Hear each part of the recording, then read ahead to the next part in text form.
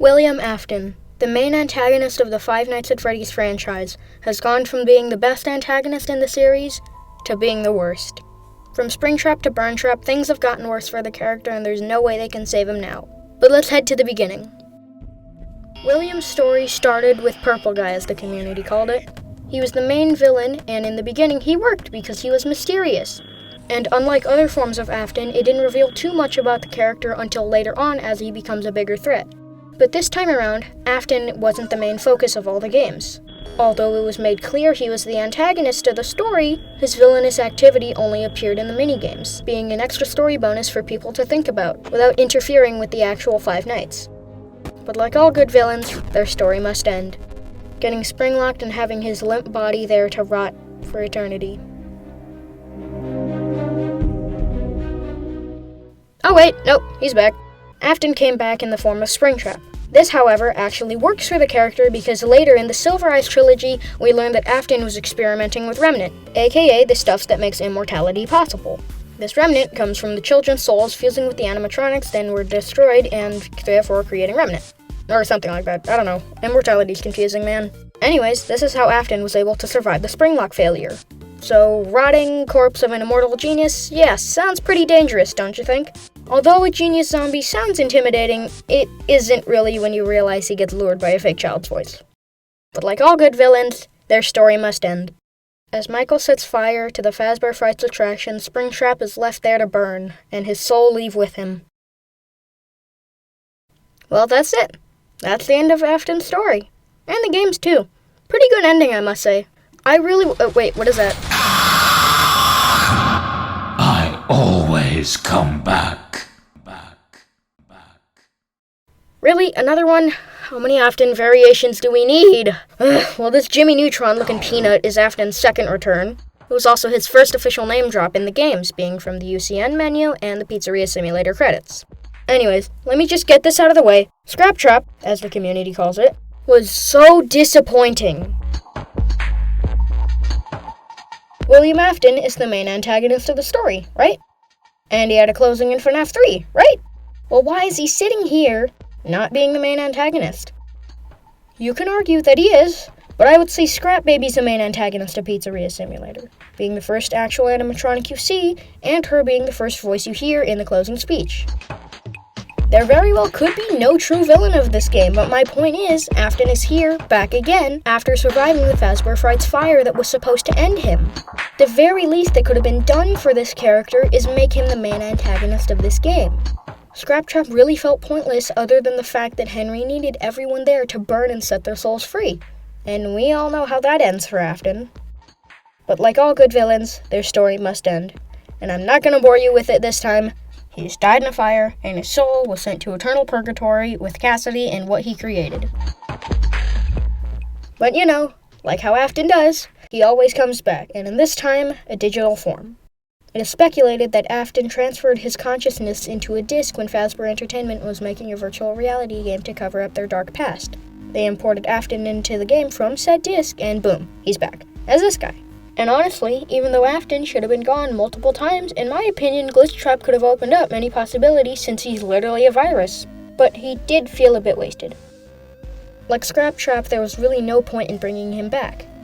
Help Wanted very well could have been a game with no antagonist, but they had to make it Afton again. And this time around, he didn't even do much. He just possessed you, the player, aka Vanessa, and from the emails in Special Delivery, we see Vanessa being controlled by Glitchtrap to create a bunny costume. And this is how you segue into our next chapter about Vanny. I know Vanny isn't Afton, but I feel she's sort of important to mention here because it seemed like Glitchtrap was passing the torch on to Vanny. However, the only problem with Vanny is the fact that she's controlled by Glitchtrap. She very well could have been her own villain, and I feel it would have been a lot better if Vanessa was a fangirl of Afton instead of being possessed. Sure, it would have been a bit lame, but at least we wouldn't have to get Afton into this again. Here, I'll create a story for Vanessa right now. Vanessa is a fan of slashers and murder, and when she learns about the dark past of Fazbear Entertainment and Afton's obsession with child killing, while testing the VR game, she imagines Afton is there in a signature costume guiding her into going insane. As a result, her alter ego Vanny was because she wanted to become as close to Afton as she could. Boom, it just fixed your stupid rabbit steel wool.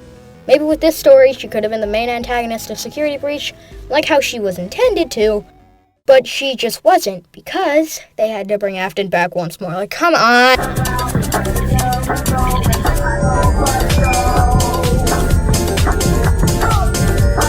Let me get this out of the way. Burntrap does not need to exist. Burntrap has to be the worst return of Afton, dying twice in a fire, transferring himself into a digital form, and now this? This is just an endoskeleton. And Security Breach doesn't even do Afton good. They give him a boss fight, and that you just hid behind a bed the whole time, and then you burn him again. And then Freddy Spaghetti takes him away to never be seen again. And because Afton came back, he replaced Vanny in being the main antagonist when Vanny had the chance to be the next villain of the series. The even worse part is the fact that both of them got swept away because they didn't know which antagonist to focus on, even though there was a clear answer here. Burntrap felt again like a pointless return for the character, but what ruined him here was the fact he didn't even show up in Ruin.